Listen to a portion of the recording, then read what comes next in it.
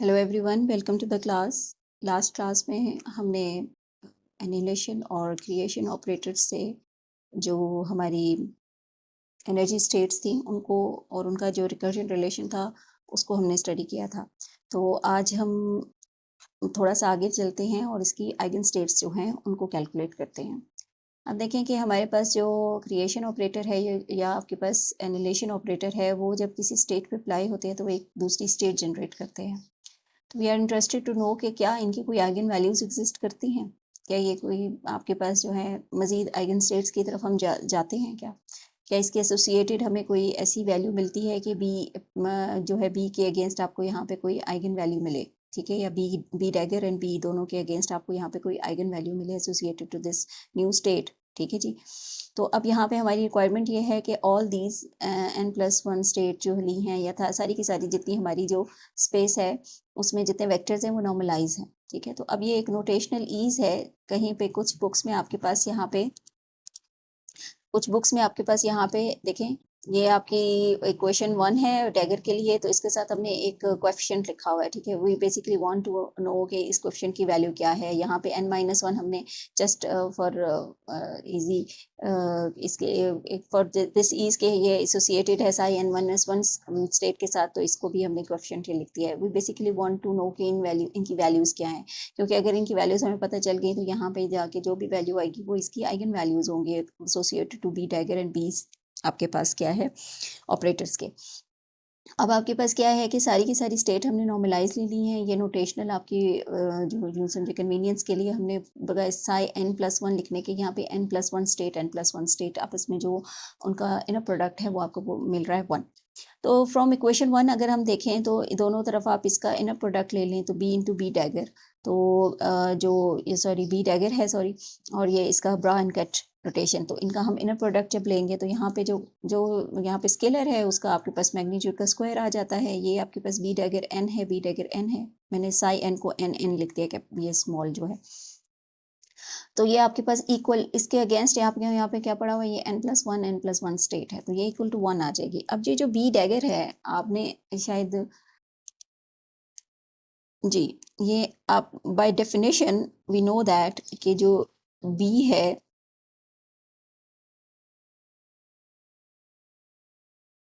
B का अगर conjugate ले लिया जाए, ठीक है, तो वो बी डैगर जनरेट कर देता है। ठीक है, तो अगर इसका कॉन्जुगेट ले लिया जाए अगेन तो ये आपके पास बी जनरेट कर देता है। ठीक है, तो इनका आपस में ये रिलेशनशिप है। तो आपने बाय डेफिनेशन अगर हम इसको देखें तो अगर हम बी डैगर का जो कॉन्जुगेट ले लें या डैगर ले लें दोबारा, बी डैगर का डैगर, तो वो बी आपके पास, इसका मतलब B dagger dagger is again B. ठीक है, और बी का डैगर तो डैगर ही आएगा, लेकिन बी डैगर का डैगर जो है वो आपके पास जो है अगेन बी आपके पास आ जाता है। तो यहाँ पे आप इसको एक हिंट के तौर पे लिख सकते हैं, since B dagger dagger is B. ठीक है, तो अब यहाँ पे आपके पास ये चीज आ गई, तो इसमें से चूंकि ब्रा वेक्टर में से बी डैगर बाहर आ रहा है तो दोबारा इसका डैगर लिया जाएगा तो ये बी जनरेट हो जाएगा। इन बी डैगर एन जो है हमारे पास 1 आ गया। ठीक है, अब हम बेसिकली हम क्या फाइंड आउट करना चाहते हैं, हम ये देखना चाहते हैं कि n+1 जो कोएफिशिएंट है इसका whole square is equal to 1/n+1, और ये जो an-1 है इसका जो मैग्नीट्यूड का स्क्वायर है दिस इज 1/n। तो अब हम पहले इससे स्टार्ट करते हैं। तो लुक एट दिस कि ये जो हमने ये जो मैंने इक्वेशन लिखी थी, ठीक है, तो यहाँ से मैंने स्टार्ट किया कि I applied B dagger n is equal to n because I took this normalized, all vectors जो है नॉर्मलाइज्ड है हमारे पास। तो हम बाय डेफिनेशन ऑफ दिस आपके इनर प्रोडक्ट हमारे पास क्या होता है, इंटीग्रल बी डैगर n का conjugate N B dagger N as it is. तो कॉन्जुगेट हमें क्या करता है कि स्टेट का कॉन्जुगेट लेता है, ये स्टेट है एन, अब यहाँ पे स्टेट है और बी डैगर का डैगर बी आएगा, और ये चीज तो यही चीज मैंने यहाँ पे डायरेक्ट लिखी थी, तो बाय डेफिनेशन भी हम देखें तो ये भी यही चीज आती है। तो यही वही थर्ड इक्वेशन यहाँ पे आ गई।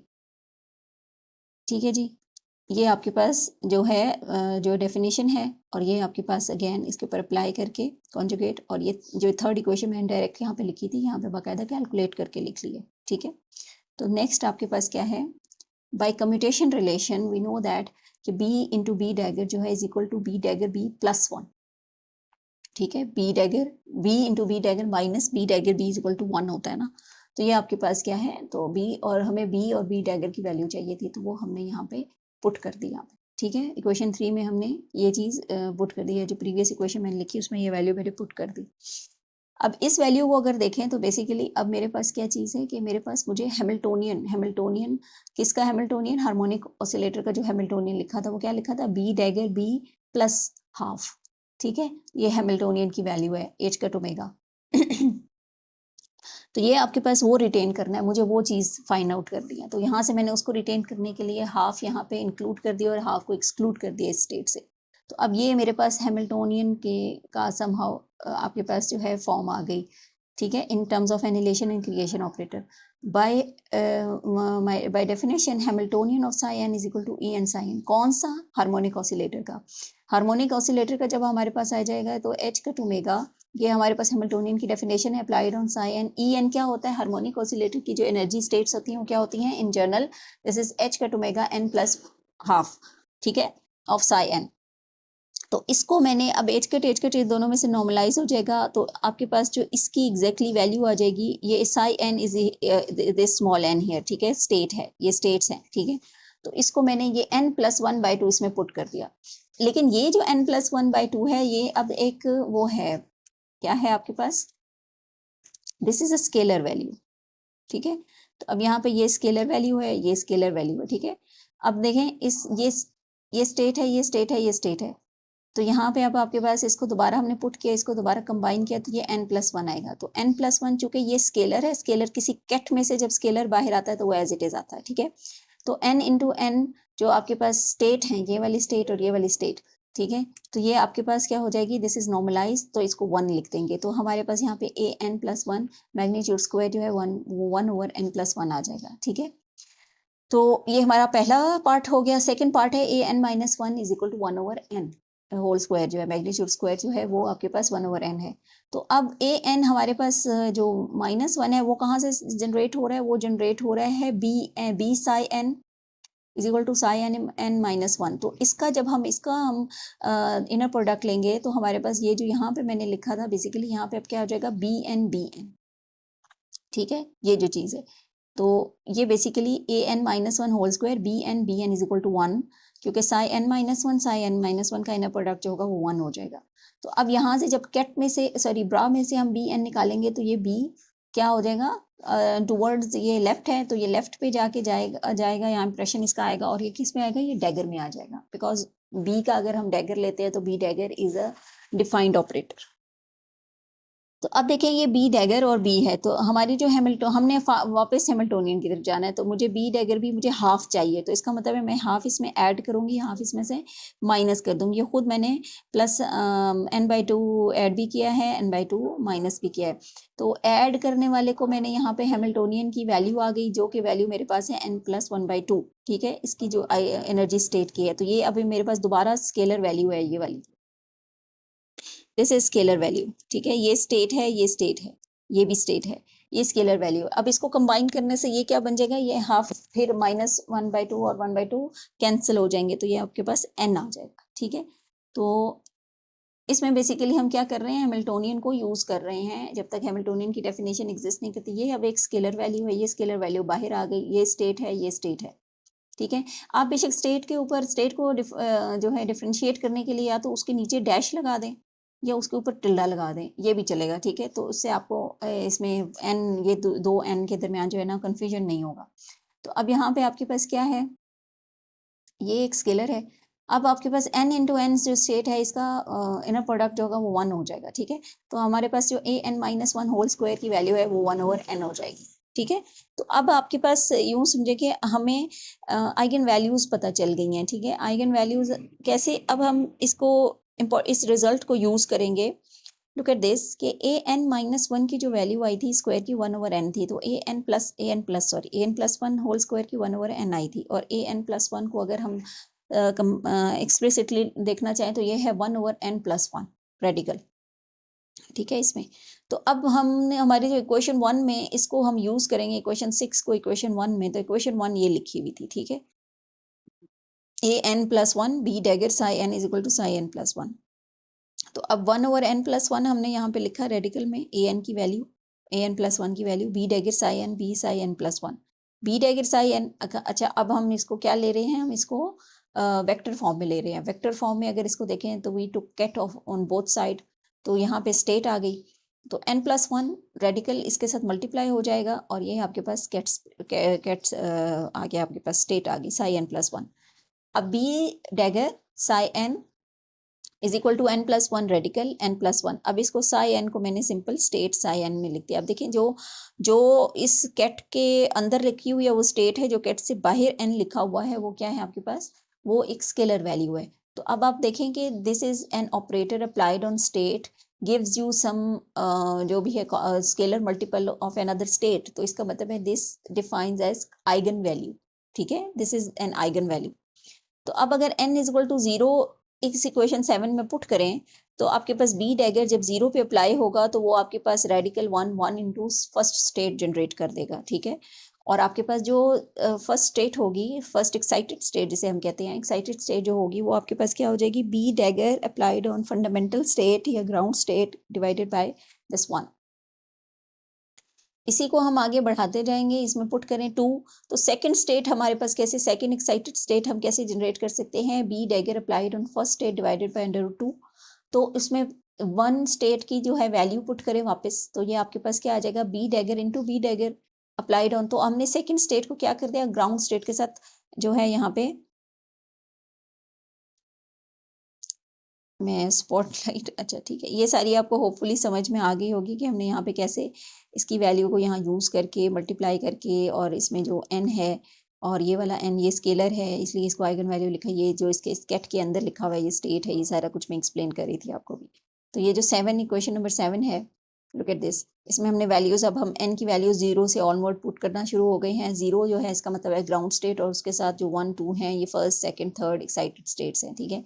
तो अब मैं ये देख रही हूँ कि क्या जो एक्साइटेड स्टेट्स होती हैं उनको फंडामेंटली मैं ग्राउंड स्टेट के साथ रिलेट करना चाहती हूँ कि एनी एक्साइटेड स्टेट क्या वो जनरेट की जा सकती है by using ground state definition, अगर हमें ग्राउंड स्टेट पता चल जाए, ठीक है। तो अब आपके पास सेकंड स्टेट क्या है कि b into B dagger applied on ground state divided by this certain value. उसके बाद b डैगर है अप्लाइड ऑन सेकंड स्टेट, तो ये आपके पास third excited state divided by √3 जो है ये थर्ड एक्साइटेड स्टेट आपके पास आ जाती है। तो थर्ड एक्साइटेड स्टेट जो है वो किस तरह आती है कि उसमें आप देखें कि b डैगर 3 टाइम अप्लाई हो रहा है किसके ऊपर, ग्राउंड स्टेट के ऊपर, और डिवाइडेड बाय यहाँ पे 3 इंटू 2 इंटू 1, तो ये 3 फैक्टोरियल का रेडिकल है। तो इसका मतलब है in general this is nth state is obtained by application of b dagger raise to power n। तो n टाइम अप्लाई होगा क्या, किस पे, ग्राउंड स्टेट के ऊपर, divided by this n factorial radical. तो यूं आपके पास ये जनरलाइज nth स्टेट आ गई इन terms of this creation operator, ठीक है।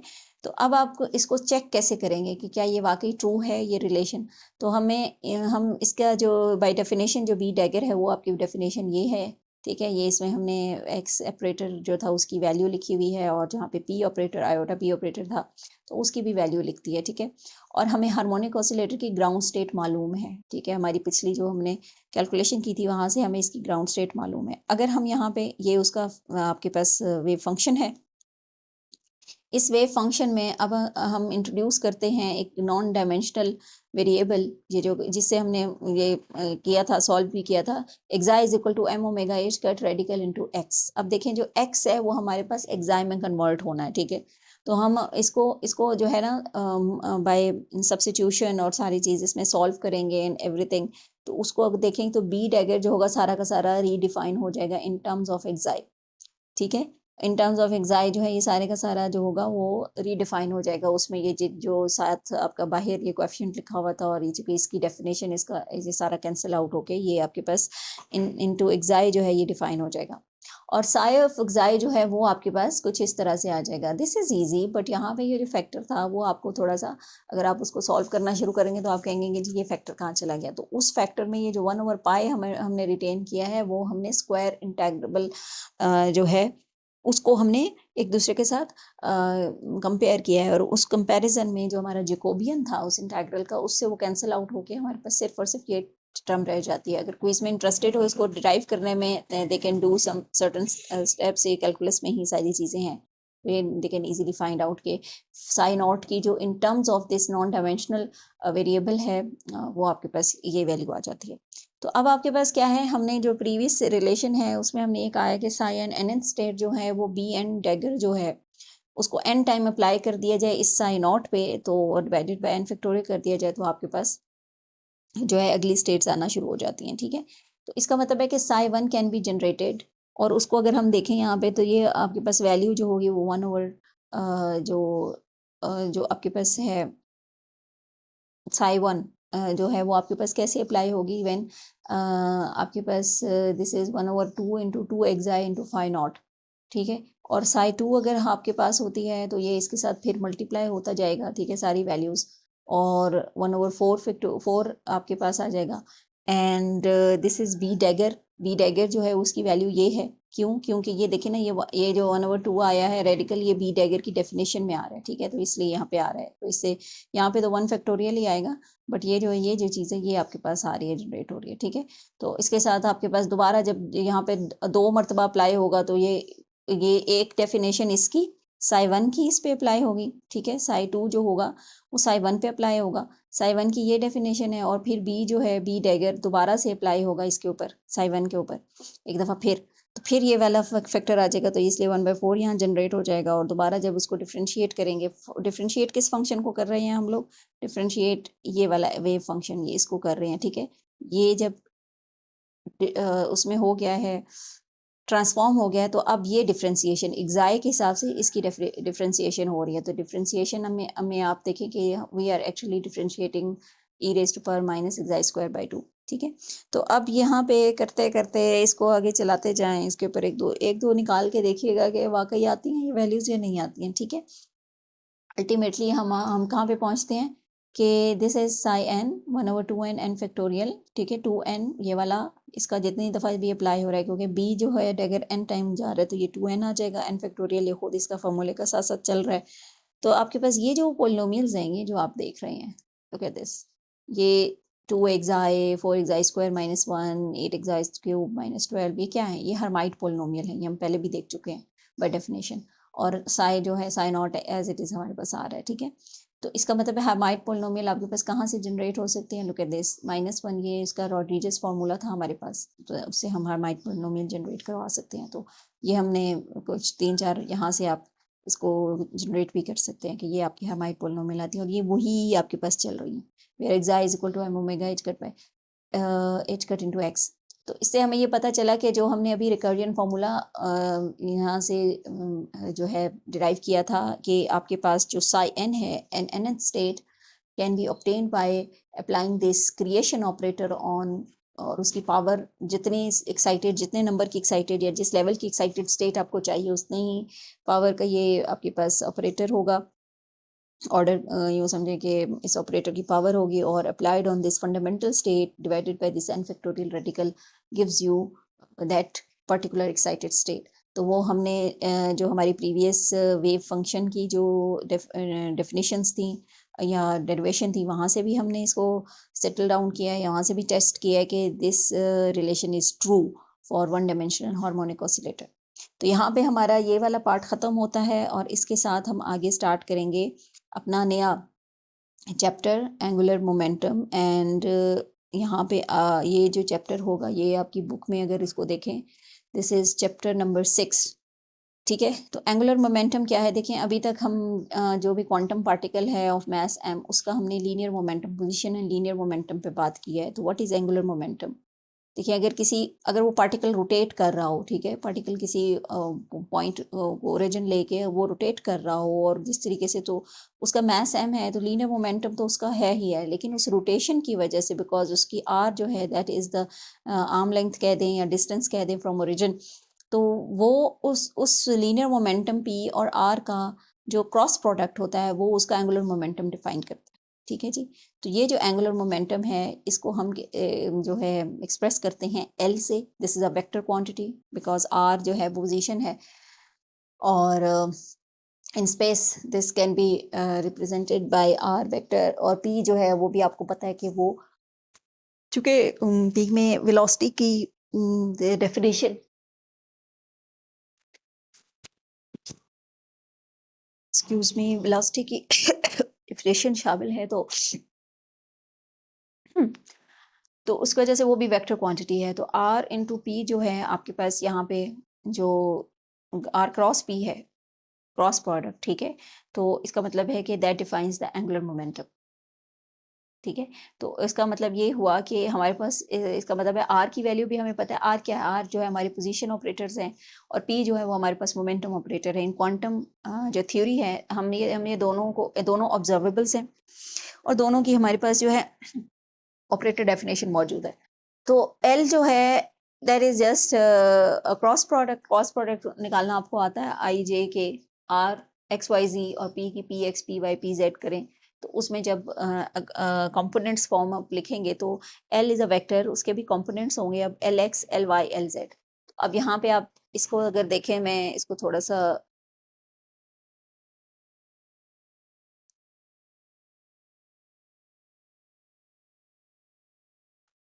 तो आर और पी अगर ये है तो एल जो है बेसिकली ये क्या होगा? आई जे के, ठीक है।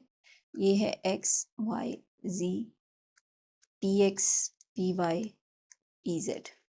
तो अगर हम इसको ith कंपोनेंट देखना चाहें तो ये क्या है? वाई पी जेड, ये चीज़ है, minus Z P Y. jth component देखना चाहें, jth कंपोनेंट अगर हम देखना चाहें तो ये क्या होगा?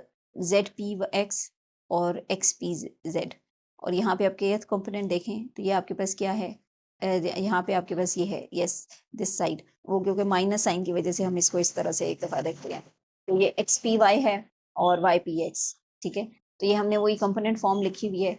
अब देखें कि इसकी जो वेक्टर जो आपके पास, जो कि ये वेक्टर है, अब हमारे पास इसकी ऑपरेटर फॉर्म मौजूद है।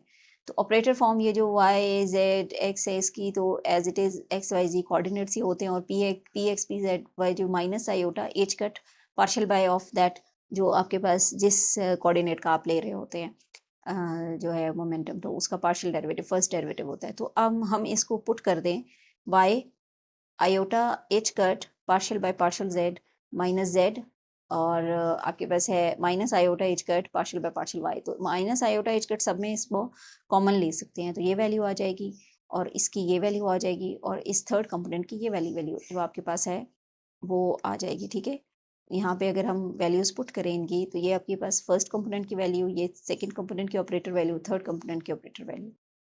अब यहाँ पे आप देखें कि L जो है, दैट इज L जो है, अगर इस L को यहाँ पे देखें कि L इज अ वेक्टर, तो अगर डॉट प्रोडक्ट लिया जाए तो ये L स्क्वायर आ जाएगा। तो L स्क्वायर कैसे वेक्टर का जो स्क्वायर लिया जाता है वो कैसे लिया जाता है? Dot product L dot L, L dot L X square plus L Y square L Z square. तो ये L डॉट L जो होगा वो आपके पास ये एक नया ऑपरेटर आ जाएगा, ठीक है।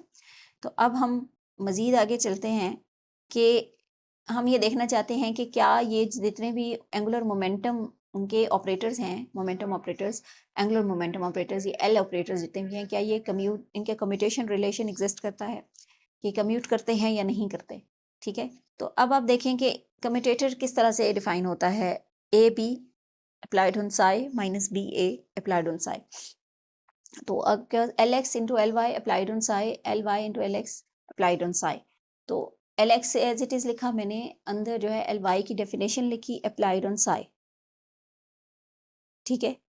और यहाँ पे आपके पास नेक्स्ट क्या है, L Y as it is L x applied on psi, ठीक है। तो हमारे पास पहले ये ऑपरेटर साई पे ऑपरेट हो जाएगा, अब हम दोबारा दूसरा ऑपरेटर इसके ऊपर अप्लाई करेंगे। अब ये जो फर्स्ट आपके पास है, इसको मैंने आयोटा एच कट ये इसकी ऑपरेटर फॉर्म लिखी, और applied on this whole term. अब ये सारा का सारा ऑपरेटर वन बाय वन इस सारी टर्म पे अप्लाई होगा। माइनस, तो यहाँ पे माइनस और माइनस प्लस हो जाएगा, आयोटा एच कट, ये डेफिनेशन है एल वाई की, और हमने आयोटा एल एच कट और ये जो सारी वैल्यू थी ये इसको पुट कर दिया। तो इसका मतलब है ये ऑपरेटर सारा का सारा इसके ऊपर अप्लाई होगा। अब इसको अप्लाई करते जाएं, लुक एट दिस, ये जो एप्लीकेशन है वाई, इसके साथ iota into iota minus H cut square minus minus plus, ये बाहर आ गया, ये कॉमन आ गया सब में से। अब इसको मैंने जो स्क्वायर ब्रैकेट में ये सारा कंबाइन कर लिया। y applied on this term, y partial by partial z applied on this term। तो ये देखें y into z partial by partial z। तो अब देखें कि हमारे पास लुक एट दिस, यहाँ पे अगर मैं इसका मतलब है कि ये वैल्यू यहाँ पे अप्लाई हो रही है फर्स्ट टर्म, ठीक है। So this is Y partial by partial Z applied on Z partial psi by partial X, ठीक है। तो अब ये देखें, ये z के अलोंग हो रहा है, तो z इधर भी पड़ा हुआ है और ये भी z का फंक्शन है, तो इसका मतलब है ये दोनों, इसके ऊपर प्रोडक्ट फॉर्मूला लगेगा, ठीक है। इसके ऊपर क्या लगेगा? प्रोडक्ट फॉर्मूला लगेगा। तो अब आपके पास नेक्स्ट देखें कि when y and z as it is हो गया, तो आपके पास जो होगा इसके ऊपर अप्लाई होगा पार्शियल, यानी कि y, z को मैंने बाहर ले आई, तो ये आपके पास partial square psi by partial z partial x, और प्लस आपके पास क्या हो जाएगा y। अब z का डेरिवेटिव जब आएगा तो ये partial psi by partial x as it is आएगा। तो यही चीज़ आपके पास यहाँ पे है, ठीक है। क्यों? क्योंकि अब यहाँ पे आपकी वैल्यू जो है yz, अब यहाँ पे yz partial square by partial x, ये चीज़ आ गई, ये zx वाला आ गया, और दूसरा आपके पास है y एज इट इज़, और यहाँ पे आपके पास है partial psi by partial z, ठीक है। इसके बाद ये जब नेक्स्ट उसके ऊपर अप्लाई होगा, ये yx है, क्योंकि इसमें हमारे पास कोई ऐसा z वैल्यू मौजूद नहीं है, तो ये सिर्फ और सिर्फ साई के ऊपर जो है डबल डेरिवेटिव आ जाएगा। और अगेन ये z स्क्वायर, ठीक है, तो ये y का डेरिवेटिव है, तो ये सिर्फ y और x का डेरिवेटिव आ जाएगा साई के ऊपर, और ये zx है प्लस, और ये आपके पास ये चीज़ आ जाएगी।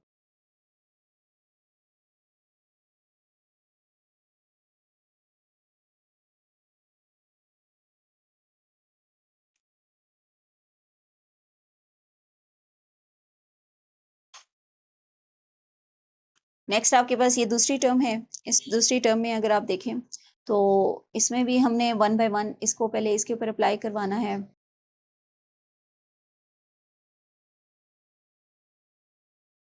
हम्म, अच्छा जी, ये प्लस और ये इसका ये minus, it is it is, और इट, ये मैंने यहाँ पे प्लस लिखना चाहिए था मुझे इसको, और ये यहाँ पे ये लेट मी चेक, यहाँ पे थोड़ी सी कोई मिस्टेक है, तो इसको अगर मैं, ये दिस इज प्लस, और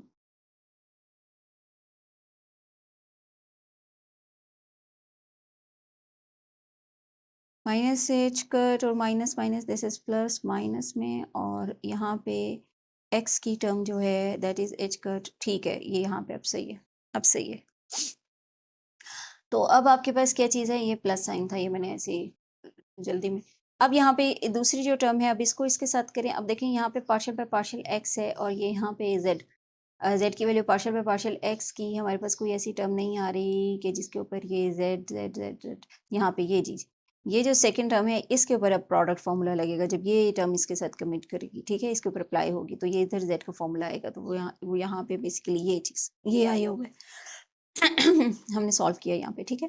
तो अब यहाँ पे हम कंबाइन करेंगे सारी उनको टर्म्स को, ये माइनस एच कट स्क्वायर इस सबके साथ मल्टीप्लाई होगा, तो देखें इसका सबका साइन चेंज हो जाएगा, तो ये सबका जब साइन चेंज होगा तो इस बिल्कुल ऑपोजिट साइन यहाँ पे पड़े हुए, तो ये सारी टर्म जो होंगी ये कैंसिल हो जाएंगी, सिर्फ आपके पास बचेगी ये वाली टर्म, एक ये टर्म बचेगी, और यहाँ पे एक एक्स की टर्म बचेगी।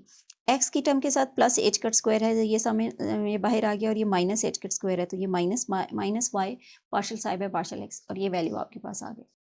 अब हम इसको दोबारा नीट करते हैं, तो ये आपके पास लिखा हुआ है कि L X L Y psi is equal to, अब मुझे क्या चाहिए यहाँ पे, अगर मैं इसको ज़रा ऑब्जर्व करूँ तो इसकी जो डेफिनेशन है वो एल जेड से मिलती है, X into partial by partial Y minus Y partial by partial X, लेकिन एल जेड की डेफिनेशन कंप्लीट होगी जब उसके साथ minus iota H cut I, H cut square है, एक एच कट मैंने इसके साथ कर दिया, माइनस आयोटा इधर मल्टीप्लाई कर दिया, इधर डिवाइड कर दिया, तो ये जो इंटरनल मेरे पास है ये सारी की सारी एल जेड की डेफिनेशन है, ठीक है। ये जो इंटरनल है ये सारा का सारा, इसमें सारा मैंने जो मैनिपुलेट किया है यहाँ पे to get the accurate value of L Z, ये मैंने एल जेड किया। अब ये देखें माइनस आयोटा जब ऊपर जाएगा तो ये आयोटा एच कट हो जाएगा, और साई आपके पास एज इट इज आ जाएगा। तो अल्टीमेटली जो कम्यूटेटर है, कम्यूटेटर आपका वो जो होगा वो रिड्यूस हो जाएगा, commutator of L X L Y is equal to iota H cut L Z, similarly आपके पास जो एल एक्स एल वाई का है वो iota H cut L z होगा। L y into l z को अगर आप इसका कम्यूटेटर फाइंड आउट करें तो ये iota H cut l x आ जाएगा। एल जेड और एल एक्स का जो कम्यूटेटर होगा वो iota H cut l y आ जाएगा। ठीक है जी। अब आपके पास इसका मतलब है कि इन सब को हमने कंबाइन कैसे कर सकते हैं। अगर हम इन्हें कंबाइन करें तो ये कम्यूटेटर जो रिलेशन है ये आपके पास क्या लिखे जा सकते हैं, ये लिखे जा सकते हैं L cross L is equal to iota H cut L. ठीक है, अगर ये फर्स्ट कंपोनेंट हो, ये सेकंड कंपोनेंट हो, ये थर्ड कंपोनेंट हो एक वेक्टर की फॉर्म में, तो ये बेसिकली डिफाइन करेगा एल क्रॉस एल। और ये आपके पास जो है आयोटा एच कट इसमें कॉमन आ जाएगा। तो यहाँ पे आपके पास जो है L X L Y and L Z, तो उसके जो रिलेटेड आपके पास ये आ रहे हैं ना, ये कम्यूटेटर्स आ रहे हैं, ये basically L cross L define करेंगे। तो आप एल और एल, एल की वैल्यू आपको पता है, यहाँ पे देखें ये एल की वैल्यू है। ठीक है, ये एल की वैल्यू है, या यहाँ पे ये देखें, ये बिल्कुल इसको सिर्फ एल एल क्रॉस एल को अगर आप कंप्यूट करें तो आपके पास जो है ये उनके कम्यूटेटर जो कम्यूटेशन जो आपके पास हैं ये रिलेशंस की फॉर्म में ही आ जाएगा। तो this equation can be easily checked. ठीक है, तो अब आप इसको चेक कर लीजिएगा। तो इसको इसको अगर कंबाइन कर लिया जाए इन सारे कम्यूटेशन रिलेशंस को, तो we can say that l j and k is equal to iota H cut. ठीक है, जब भी एल जे एल के साथ कम्यूट करेगा, आई जे और के इंडेक्स है। ठीक है, तो ये आपको क्या दे देगा एल ऑफ एल। अब जो एल ऑफ एल है ऑपरेटर, वो कौन सा है, वो यहाँ से डिफाइन होगा। ये जो आपके पास है डिवाइस सिविटा, इसको कहते हैं सिंबल, और ये आपके पास क्या है आई जे के। तो यहाँ पे इस आई जे के ऊपर हमारे पास जो है यहाँ पे परम्यूटेशन एग्जिस्ट करता है। हम अगर ये परम्यूटेशन साइक्लिक हो, अभी मैं इसकी डेफिनेशन आपको दिखाती हूँ, तो आपके पास ये एल आ जाएगा। यानी कि जे और के यहाँ पे 1 2, तो अगर 1 2 ये 1 है ये 2 है, तो यहाँ पे ये 3, तो इसका मतलब है कि रिजल्ट आपको 3 में मिलेगा। ठीक है, तो इसको अगर हम आगे लेके चलते हैं, ये डेफिनेशन है। डेफिनेशन जो है this is Levi's Vita tensor density. Definition इसकी क्या होती है, ये आपके पास साइक्लिक परम्यूटेशन के साथ जो है, ये इवन परम्यूटेशन और परम्यूटेशन जिसे हम कहते हैं cyclic order, anti cyclic order या नॉन साइक्लिक ऑर्डर में आपको ये कैसे बिहेव करता है। तो ये आई जे के है, इसका मतलब है ये 1 2 3 लिखा हुआ है। ठीक है, ये 1 2 3, अगर ये 1 2 3 प्रॉपर ऑर्डर में है तो ये इसकी वैल्यू 1 आएगी। अगर ये आपके पास हो क्या नाम है 3 2 1 1 3 2, या इस तरह से आपके पास जो हो एंटी साइक्लिक टाइप हो, तो आपके पास यानी कहीं में भी इसका ऑर्डर जो है, इसकी जो ऑर्डर है वहाँ ख़राब होता है, तो ये -1 आपके पास आता है। ठीक है, और अगर ये रिपीटेटिव हो या कुछ और हो, कोई और वैल्यू हो, यानी कि ऐसे ही कोई साइक्लिक ऑर्डर इसमें एग्जिस्ट ना कर रहा हो, तो ये आपको पास 0 जनरेट कर देता है। तो इसका मतलब है कि हमें ये कहा गया है कि जब ये एल एक्स होगा एल वाई होगा, तो यहाँ पे एक्स वाई के साथ यहाँ पे क्या थर्ड आना चाहिए जी। तो इसमें सिर्फ z की जब वैल्यू आएगी, तो यहाँ पे अगर z पुट हो जाएगा तो ये वैल्यू 1 हो जाएगी, तो ये iota H cut L Z हो जाएगा। जब ये y होगा ये z होगा, तो थर्ड आपके पास क्या है, क्यों, क्योंकि हमारे पास इसको साइक्लिक हमने इस तरह कहा है कि x y z, x के बाद y के बाद z के बाद x। अगर तो ये साइकिल सही चलता रहता है तो हमारे पास ये आयोटा एच कट आ जाएगा। ठीक है, अगर ये हो L Y L X Y X, तो इसका मतलब है कि ये साइकिल उल्टा हो गया है। ठीक है, तो यहाँ पे आपके पास क्या वैल्यू आ जाएगी, minus iota H cut L z. ठीक है, तो यहाँ पे ये एक चीज आपकी ऑब्जर्व करने वाली है। अब आपके पास क्या है, दो ऑपरेटर हमारे पास आ गए हैं। इन ऑपरेटर्स के दरमियान जो है कम्यूटेटर जो है वो हमने रिलेशंस भी देख लें कि ये जो है कम्यूट नहीं करते, ये नॉन कम्यूटिंग आपके पास जितने सारे हैं ऑपरेटर्स हैं। अब आपके पास क्या है, any two Hermitian non commuting operator जो हैं वो क्या करते हैं, वो जनरलाइज अनसर्टेनिटी प्रिंसिपल जो है वो ओबे करते हैं। ये हमारा जनरलाइज अनसर्टेनिटी प्रिंसिपल है। इसमें अब L X L Y L Z हमारे पास मौजूद हैं, तो इसमें अगर पुट कर दिया जाए, अगेन यहाँ पे वही चीज़ है कि जे के एल की अगर हम बात करें तो ये हो जाएगा half of radical of magnitude square of expectation value of the commutator of these. ठीक है, दीज टू ऑपरेटर्स। तो अब देखें इसका कम्यूटेटर एल के है। ठीक है, और एल के आयोटा एच कट एल के आया था, तो चूंकि उसके हमने मैग्नीट्यूड का स्क्वायर लिया है तो वो आयोटा वैसे गायब हो जाएगा, तो ये एच कट बाय 2। और आपके पास क्या है, दिस इज एल के एक्सपेक्टेशन वैल्यू। तो अगेन यही चीज़ है कि ये साइक्लिक परम्यूटेशन में होने चाहिए, क्योंकि अंदर आपके पास कम्यूटेटर मौजूद है। तो इसका मतलब ये हुआ कि हम बेसिकली ये कह रहे हैं कि expectation value of Lx into expectation value of Li is Ly is basically this. तो इसके अंदर देखें, इसके अंदर बेसिकली हमारी कैलकुलेटेड वैल्यू क्या थी, iota H cut L z. ठीक है, तो अब ये चूंकि हमारे पास expectation value iota H cut ही आएगी, लेकिन हमें मैग्नीट्यूड का स्क्वायर लेना है, तो उसमें तो वो रियल वैल्यू का स्क्वायर आएगा, तो वो एच का स्क्वायर हैगा, एच कट स्क्वायर, उसका फिर रेडिकल वो एच कट आ जाएगा, एच कट बाई 2, और ये एल जेड। तो अगर इसकी कोई एक्सपेक्टेशन वैल्यू एग्जिस्ट करती है, let's say this is L Z, तो इसकी वैल्यू होगी H cut by 2 L Z. तो दैट्स ऑल फॉर टुडे। अपने चैप्टर 6 को खोल के देखें, उसमें यहाँ पे ये सारे रिजल्ट्स जो हैं शुरू में लिखे हुए हैं, आप उनको सॉल्व कर सकते हैं। और उनमें जो है क्या कहते हैं, कुछ शुरू में जो एक्सरसाइज के 1 2 3 क्वेश्चंस हैं वो भी आप सॉल्व कर सकते हैं। तो नेक्स्ट हम क्लास कंटिन्यू करेंगे टुमारो में भी। Thank you.